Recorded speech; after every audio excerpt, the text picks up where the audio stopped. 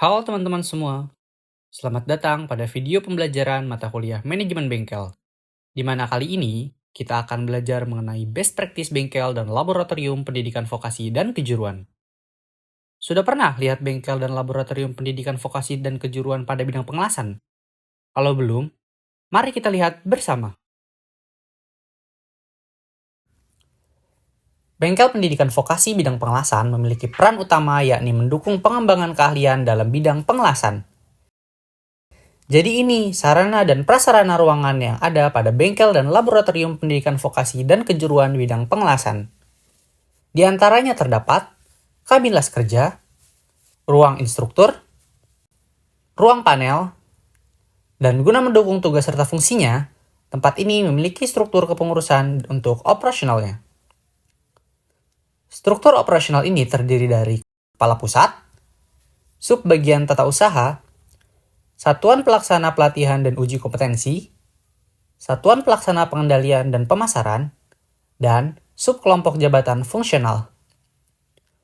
Lalu, bagaimana tentang SOP atau Standard Operating Procedure dalam suatu lembaga pelatihan pendidikan? SOP dinilai sangat penting, contohnya seperti POS atau Prosedur Operational Standard, dan SOP instruksi pengelasan, contohnya yaitu pengelolaan alat kerja dan kalibrasi. Dan jadi ini loh berbagai sarana dan prasarana pendukung dari suatu ruang kerja bengkel pelatihan pendidikan.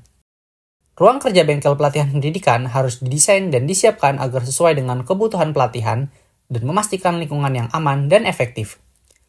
Adapun contohnya adalah yang pertama, sistem pencahayaan, yang kedua, sistem ventilasi udara, yang ketiga, K3 dan alat pemadam api ringan, yang keempat, petunjuk evakuasi, yang kelima, transportasi penunjang seperti lift dan forklift, serta sistem keamanan.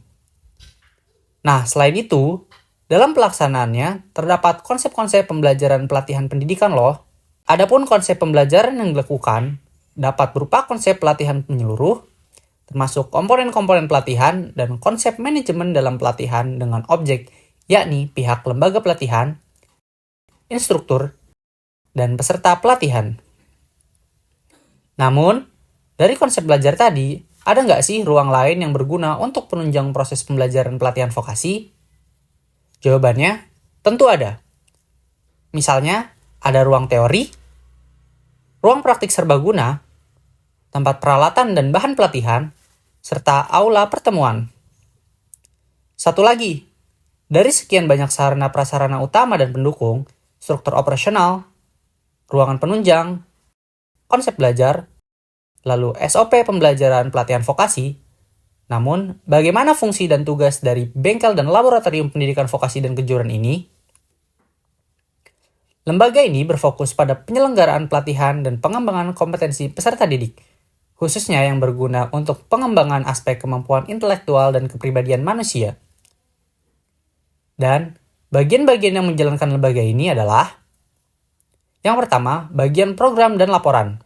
Yang kedua, bagian sistem informasi. Dan yang ketiga, bagian sarana dan prasarana. Itulah pembelajaran kita kali ini mengenai best practice bengkel dan laboratorium pendidikan vokasi dan kejuruan. Sampai jumpa!